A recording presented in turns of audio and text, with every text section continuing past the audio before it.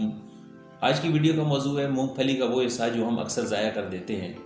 क्या आप जानते हैं कि मूंगफली खाते वक्त हम एक कीमती चीज़ रोज़ ज़ाया कर देते हैं? जी जनाब, जब हम मूंगफली खाते हैं तो सबसे पहले उसका सख्त छिलका उतार कर फेंक देते हैं। ये वाकई खाने के काबिल नहीं होता।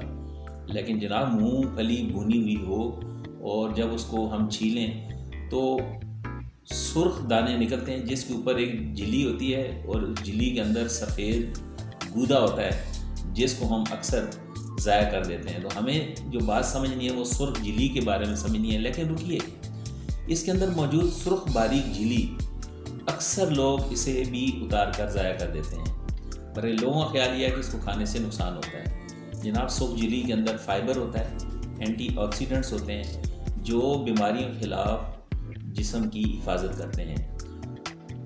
ये सुर्ख झिल्ली सेहत के लिए फ़ायदेमंद होती है। इसमें फाइबर और एंटीऑक्सीडेंट पाए जाते हैं जो दिल की सेहत और हाजमे के लिए बहुत ही अच्छे होते हैं। ख़राब मूंगफली दिखाएं,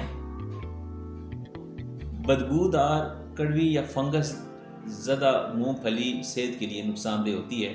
ऐसी मूंगफली ज़रूर खाने का ज़ाया करनी चाहिए जिसके अंदर ऐसी मूंगफली ज़रूर ज़ाया कर देनी चाहिए जो ख़राब हो, बदबूदार हो, कड़वी हो या उसको फंगस लगा हुआ हो। लेकिन जो साफ़ सुथरी मूंगफली हो उसको छीलने के बाद जो उसके ऊपर सुर्ख गूदा होता है उसको उसके समेत खाना चाहिए।